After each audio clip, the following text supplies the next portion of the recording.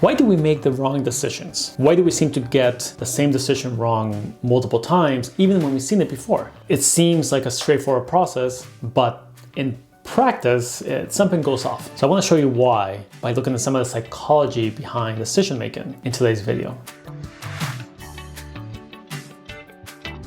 Hi there, my name is Ruben and I'm a data strategist or a professional treasure hunter and really an expert in data and decision making that helps companies find those hidden insights within their data and then turn them into the right decisions. So this video, I want to talk about decisions. I recently published a new book, which you'll see at some point here, called The Data Mirage, and I've been working with data and known for data for the past 5 years. But my second book, which will be out in early 2022, is actually on decisions. And that's because, as it turns out, once you have the right data, then you have to make a decision with it. So there's yet another area where people can improve and companies can do better. Now, decisions are fascinating. As I've been writing this book, it's been incredible to think about and look at the different research and ideas in the space. And you think about that decisions, making a decision, right? Looking at the outcome, weighing the options, think of obstacles. It should be a straightforward process. And yet it gets complex in very unusual ways. Now I want to share 3 reasons why I think decisions or decision-making psychology tends to be tricky. And once you know these 3 ways, once you understand them, then you can start to use them in your own life and work against them or work through them. So the 3 reasons that I would put under psychology, under the psychology of decision making, are emotions, lack of information, and lack of practice. And let me explain what each one of those means. But when you think about decisions, it's not just the information or the facts that we're processing, they're being processed within this context. And the context typically falls into one of those 3 areas. So emotions sounds very straightforward. If you imagine road rage, I just saw this movie called Unhinged by Russell Crowe. And there's this exaggerated scenario where the main character, she cuts off Russell Crowe and he goes on this road rage campaign where,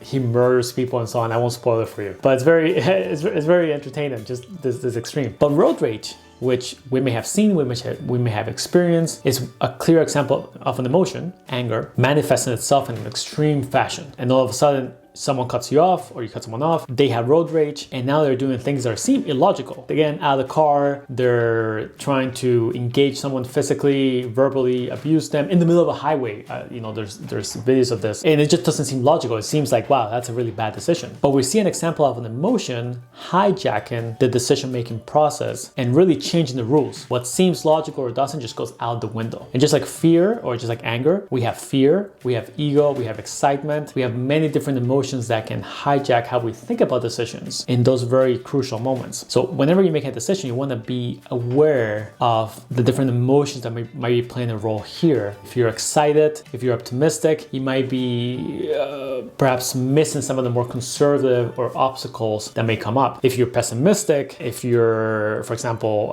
depressed, you might also be completely underestimating the upside. So thinking about that, you can start to balance it out for whatever emotion you're feeling. Number 2, lack of information. COVID-19 is perhaps a classic example of this, or the most recent one anyway. Governments a year ago had to shut down economies, go into lockdowns with very little information about what the virus does or doesn't do. And we see scenarios all the time, executives having to choose to open a plan or launch a new product or get rid of something, but without actually having all the information in their hands. So lack of information is tricky. And the way to deal with it is, of course, to try and get more information, one, but also being comfortable with the possible scenarios. That is, when you look at a decision, even if you lack information, you could say there's maybe a handful of things that could happen here. Scenario A, scenario B, scenario C, scenario D. How can I deal with each scenario? How can I have any kind of preventive or contingent ideas, an idea from Alan Weiss in the consulting world. Even if you lack information, you can look at the different scenarios and try to prepare for them. So you don't need to let lack of information paralyze you. You can still move. And the interesting thing about moving is moving or taking action gives you back information. And now you have a little bit more about how to approach it. Number 3 is lack of practice. And I see this sometimes when I come across someone who has a tough time deciding what to eat. To me, it seems like choosing what to eat at a restaurant, it's a pretty minor decision. It's going to be, for the most part, inconsequential to your life. But nonetheless, there's a bit of a struggle. And sometimes I see executives get into this bit of a route where they haven't made decisions, where the decisions they have made have taken too long. So their decision-making muscle has atrophy. And now even the smallest decisions of what to eat becomes a struggle. So really you want to be out there making decisions, whether small or large, and really getting moving on this muscle and maintaining this muscle, especially for big decisions. This is just like training at the gym, where you can train consistently and you'll be ready for any kind of physical activity. Let's say you have to run all of a sudden. But if you don't have the training, that sudden running is going to be really tough because you haven't been practicing. So think about how you're practicing and what kind of decisions you're making, very clear and conscious decisions every day of your life, whether small or large. And those are the three things that I think about when it comes to decision-making psychology: the emotions, the lack of information, and being able to build up this decision-making muscle. And that's all I have for today. If you enjoyed this video, make sure to subscribe, like, share the video. There's going to be a few links in the description. One will be the first book,